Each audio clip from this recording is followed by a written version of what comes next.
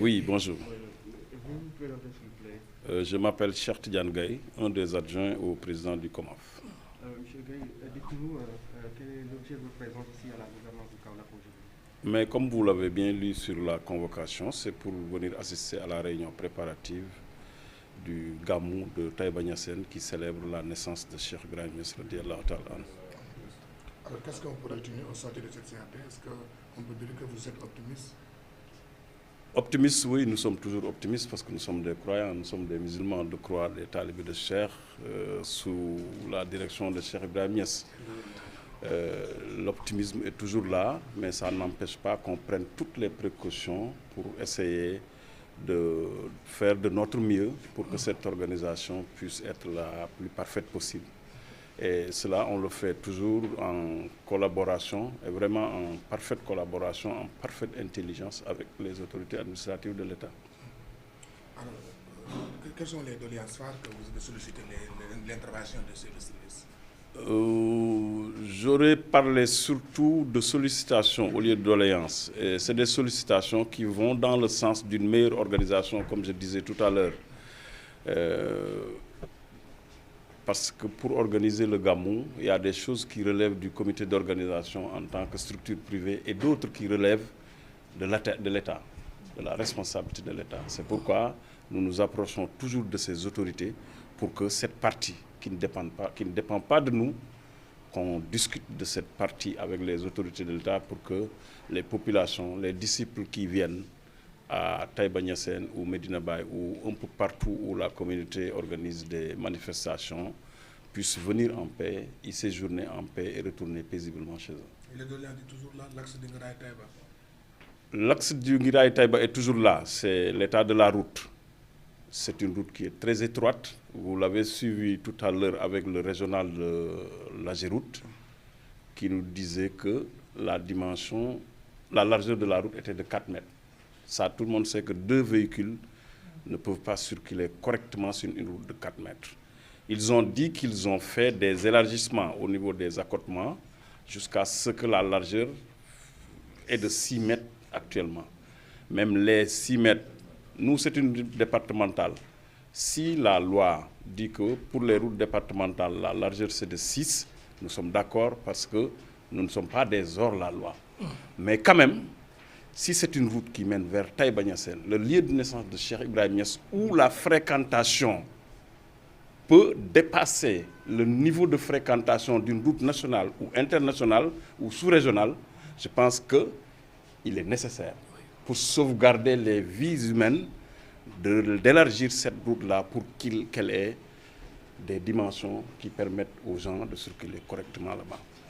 Surtout que c'est juste sur un tronçon de 11 km. Ça, je pense que sauvegarder les vies humaines vaut la peine de construire cette route en dépassant les normes des autres routes départementales, ne serait-ce que pour l'honneur de Cheikh Ibrahim Niass. Pour la réussite de l'événement religieux, il y a d'autres aussi sollicitations, vous avez dit, sollicitations par doléance. Est-ce que vous pouvez revenir sur ça?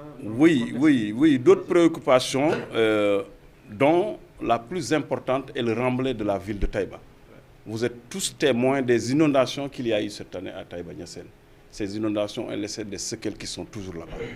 Et vraiment, On a besoin d'une opération coup de poing, une opération de grande envergure pour que les rues de Taïba Niassène soient praticables, pour que les rues de Taïba Niassène soient dans un état qui nous permette de passer un bon gamou.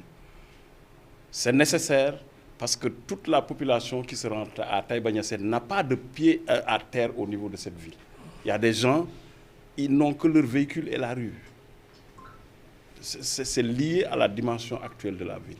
Et pour cela, je pense qu'il est nécessaire de faire un grand coup de poing au niveau des remblais des rues de Taïba Niassène pour que les gens puissent passer correctement le gamou de cette année.